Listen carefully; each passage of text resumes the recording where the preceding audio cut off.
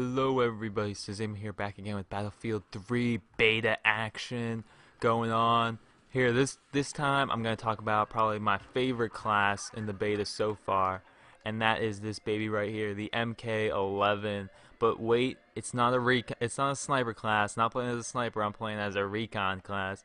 And basically what that means is the fact that I'm not using a scope on it. I'm just using this baby, the holographic on it, and this baby is a beast when you do that. Trust me, it is an awesome gun. If you guys have never tried it out before, I really recommend it. If you put the foregrip on it, if you haven't unlocked the foregrip, I would use it until you get the foregrip, and then once you get the holographic sight, it really becomes one of the best guns in the game by far, at least in my opinion. Now, it's obviously it's very powerful. I mean, it's supposed to be used as a sniper rifle, obviously, but I'm using it as rather an assault, rather as a kind of a semi-automatic rifle. It's one of the most powerful guns in the game. I really think that is kind of, with the sniper scope on it, I think that is kind of unwieldy. I don't think that it's really a practical sniper kind of weapon. I would rather use the SV98 if I was going to use a sniper. I definitely wouldn't want to use the MK11 as a sniper rifle. So I'm using it as a semi-automatic rifle, and it works out really, really, really, really well for me. I should have knifed that guy. I really wanted his dog tags. Oh, what the heck? Point blank that with an RPG. Now, what do you think about that? Now, basically, I should have knifed that guy, but I didn't, because the reason I like to knife people, especially in the beta, is the fact that the only thing that carries over from the beta into the full game of Battlefield 3 is the dog tags. So every gun, every experience point you unlock is not going to be in the full game because you play the beta. The only thing that's going to be there is your dog tags that you've collected from knifing people. And in case you haven't picked it up, that the only way you can get a person's dog tag is if you knife them from behind. If you just go up and you take out your knife and you just knife their front like this, and then until they die, that you won't get their dog tag. You have to do the stabbing animation to get their dog tag, and that's a big thing. Some people have saying that that knifing has been a little more frustrating for them in this game than it has in any of the previous games. Well, it is a little bit harder, I have to admit, because you have to go from behind, whereas in Bad Company 2, you can just go up in front of them and stab them, stuff like that. So, something that you get, it's just something that new to the game that you just gotta get used to. It's just one of those things, you know what I mean? So, with that in mind, it seems like my team is having a little bit of trouble getting the objectives right now, so I'm gonna have to try to push up for them. Now, I do have my tactical M9 flashlight right here, and this is something I want to talk about a little bit, is the flashlights and the red dot laser sights, not the red dot sights. The laser sight is the one that has the laser that shoots out, and the red dot sight is basically like the holographic sight I'm using right now, except it's only the dot instead of the full-on target in there. Now, this is a big change to the game. I really think that's an interesting kind of move, because the fact that the flashlight from far away can really give away your position, and it can end up being really bad for you. Oh jeez, what I say about knifing? What I say about knifing? Okay, so basically, I just completely lost my train of thought. That is right, tactical, or rather the tactical lasers, and then the flashlight.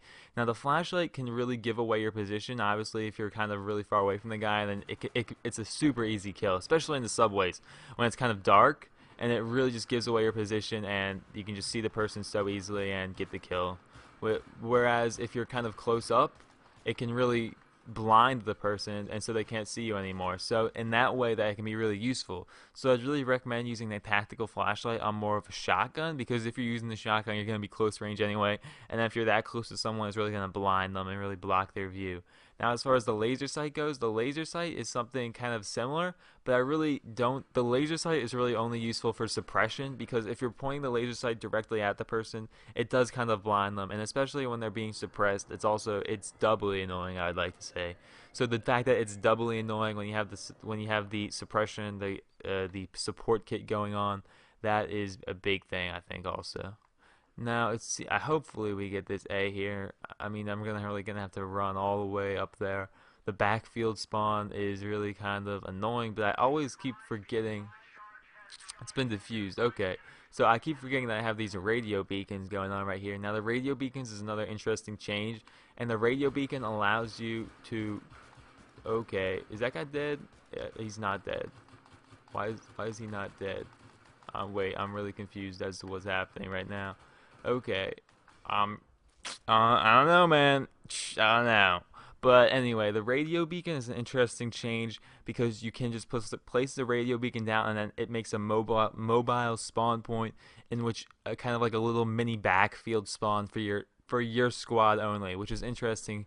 An interesting change. A well placed like mobile spawn point can really kind of change the game. I think if it's not, you don't really want to place it out in the open, really, where everyone's gonna kind of own your teammates.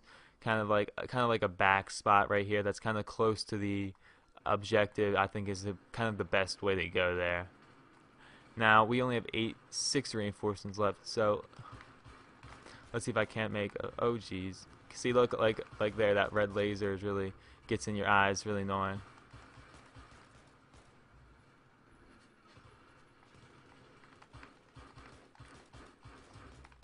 Oh man, we lost that one. Well, I was gonna arm that one, but sometimes you lose, guys. Sometimes you win. Now, basically, in this commentary, I wanted to talk about the fact that the MK11 mod was my favorite gun, probably in the beta so far. I'll have to kind of wait until the next game to talk about that. But anyway, guys, if you like the video, please like it, subscribe, comment. Definitely comment, subscribe for more Battlefield 3. I'm really looking forward to the full game coming this October. So guys, in conclusion, thank you so much for watching, and I will see you guys next time.